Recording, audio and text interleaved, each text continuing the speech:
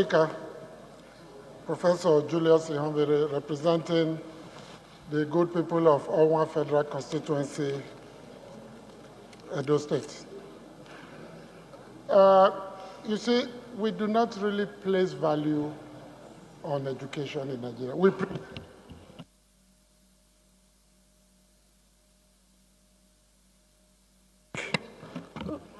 Minority Leader. Okay. Mr. Speaker, if we really valued education and the implications of a sound educational system for national growth and development, we will not be behaving the way we are behaving. Sir, the universities we are talking about, the libraries, the best of the library is at least 5 to 10 years behind in the relevant literature. The laboratories, nothing to write home about. Academic journals have disappeared completely. ASUU does not just embark on a strike. As a former secretary of ASUU and chairman of ASUU, I can speak authoritatively that there are several processes of consultation, both with government and with branches, before a decision is reached on whether to go on strike or not.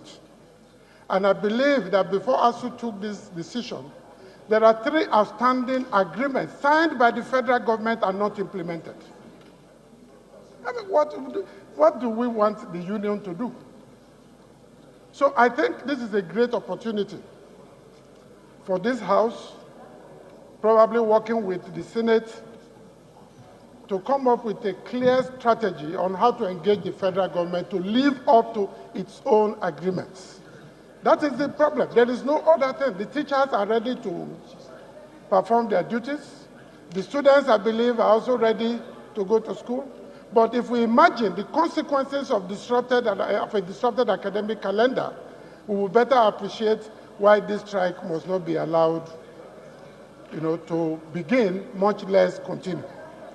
I want to appeal to our colleagues here, those who have connections with the big men in this country, to please educate them that when you sign an agreement, you should live up to the terms of that agreement.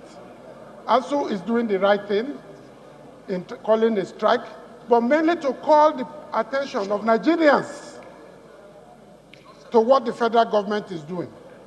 Not because they want to punish the students or prevent them from taking their exams or breaking the calendar. It is because the federal government has become notorious in signing agreements and not living up to the terms of the agreement. Mr. Speaker, honorable colleagues, I want to appeal that this must be taken very seriously. This is an opportunity to find a once and for all solution to the problem of strikes in our universities. If you see the quality of products of these universities because of disruption of the calendar, you will understand why it is very important. Because the kind of people, the kinds of students we are producing, graduates, will become worse than Boko Haram in the near future. Because they are good at almost nothing. And you force them into the system, give them jobs, they damage the entire administrative, political, and planning processes. And we are back to square one. Over 6 decades after political independence, we are still where we are. We have not solved one single problem. One. Even as the one listed in O.A. Lawal that we all read for a while. Go back to that book, it's still in existence, and see if we have solved one problem since 1960. We should be embarrassed. The Nigerian ruling class is more than wearing big agbada, riding air-conditioned cars and building mansions in Asokoro and other places. We should be embarrassed that as a nation, we have not made progress decisively in any sector. And part of the problem is what is happening with ASUU. We're going to be talking about our school children.